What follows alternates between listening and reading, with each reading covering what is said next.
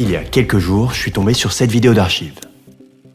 On y voit un bateau qui navigue sur les eaux en direction de l'Islande en 1939. Les gens y sont souriants et de bonne humeur dans l'attente de découvrir les magnifiques paysages que ce pays leur réserve. Puis on y voit des enfants rayonnants en train de jouer et de s'amuser. Mais quand on met cette vidéo sur pause et qu'on réfléchit à la personne derrière la caméra, à celle qui zoome sur ces enfants épanouis, sur ces gens pleins de vie, on réalise qu'il s'agit ici de la petite amie d'Hitler. Elle s'appelait Eva Braun, elle était la confidente, la compagne et l'épouse d'Adolf Hitler.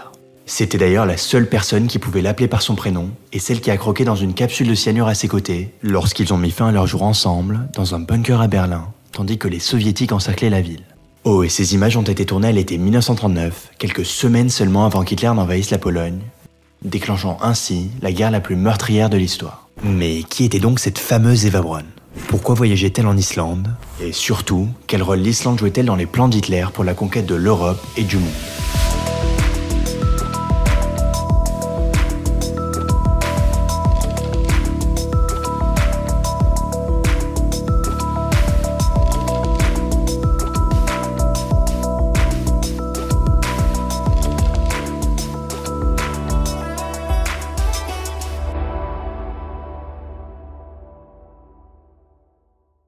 Eva Braun a rencontré Hitler à Munich où elle travaillait comme modèle et assistante du photographe officiel du Führer. Leur relation a débuté alors qu'elle n'avait que 19 ans et lui 42 et elle est restée la personne la plus proche de lui avant et pendant la guerre. Photographe elle-même, Eva est à l'origine de nombreuses photos et vidéos d'Hitler que nous possédons aujourd'hui.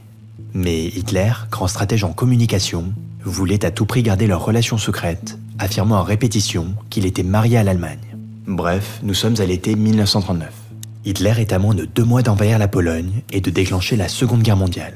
Pendant ce temps, Eva est sur un bateau nazi en direction de l'Islande.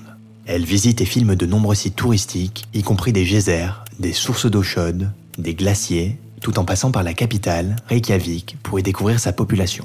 Il s'avère que les dirigeants nazis étaient en fait fascinés par l'Islande, et pas à cause des plages de sable noir et des glaciers, mais à cause de ses habitants. Plus précisément, c'était l'obsession d'un homme en particulier, Heinrich Himmler.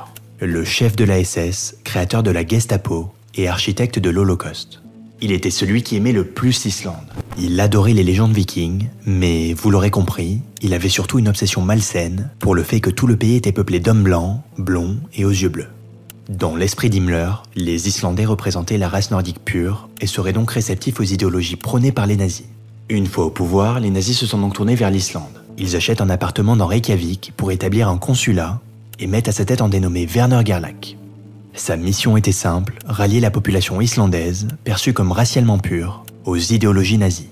Cela dit, les nazis s'intéressaient également à l'Islande parce qu'elle offrait un véritable avantage géostratégique. En effet, lorsqu'on jette un œil aux routes maritimes empruntées par le Royaume-Uni et ses alliés, on se rend vite compte que plusieurs d'entre elles passent juste à côté de l'Islande. Les nazis ont alors compris que s'ils prenaient le contrôle du pays et établissaient une base militaire, ces routes deviendraient trop dangereuses pour les Britanniques. Mais avançons d'1 an après le voyage d'Eva Braun en Islande. L'Europe est à feu et à sang. Nous sommes à l'été 1940. Les nazis ont envahi le Danemark, la Norvège, les Pays-Bas, la Belgique, le Luxembourg et viennent tout juste de faire capituler la France, qui se retrouve désormais coupée en 2. Pendant ce temps, l'Islande reste un pays neutre. Mais être neutre pendant la Seconde Guerre mondiale, ce n'est pas si facile, surtout pour une île si stratégiquement bien placée. D'ailleurs, pendant ce temps, le diplomate nazi envoyé en Islande est toujours là, tentant de rallier les Islandais à la cause du Führer. Mais il ne rencontre qu'un succès limité. Il a bien réussi à recruter quelques étudiants, mais dans l'ensemble, il est déçu. L'Islande n'est pas ce qu'Himmler imaginait. Pourtant, de peur de décevoir le régime nazi, il ne dit rien à Berlin. Dans son journal intime, il se plaint notamment que les théâtres islandais jouent des pièces écrites par des juifs, et que leur éducation est pitoyable, les écoles manquent de discipline, et les enfants ignorent tout des sagas ou de l'histoire de leur pays. Mais l'Islande avait une valeur stratégique, et l'armée nazie avançait vers le nord. Et s'il en avait bien que cela inquiétait, c'était lui, Winston Churchill, alors Premier ministre du Royaume-Uni, qui alla même jusqu'à dire que quiconque possède l'Islande tient un pistolet fermement pointé sur l'Angleterre, les États-Unis et le Canada. Il a alors tenté de rallier l'Islande à sa cause, mais lui aussi, sans succès. Ils étaient peu nombreux, sans armée, et souhaitaient rester neutres. Mais Churchill s'impatiente, et en mai 1940, il décide d'y envoyer la marine britannique pour y mener une opération baptisée Opération Fork. Les troupes britanniques arrivent donc à Reykjavik, non pas face à une armée, mais à des habitants surpris. L'Islande n'ayant pas d'armée, envoie la police locale dire aux envahisseurs qu'ils violent sa souveraineté, mais les Britanniques ne flanchent pas et s'imposent sur le territoire islandais. Il n'y aura donc eu aucune confrontation au cours de cette invasion. Aussitôt arrivés, les Britanniques se rendent alors au consulat nazi, arrêtent Werner Gerlach et fouillent les locaux, où ils trouvent notamment son journal, ce qui nous permet de savoir aujourd'hui à quel point ils méprisaient l'Islande.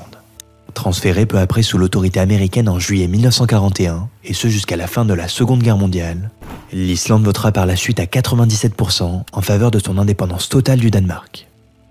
Aujourd'hui, elle reste neutre, sans armée et en dehors de l'Union européenne, ayant su préserver son identité malgré les tentatives d'influence des grandes puissances.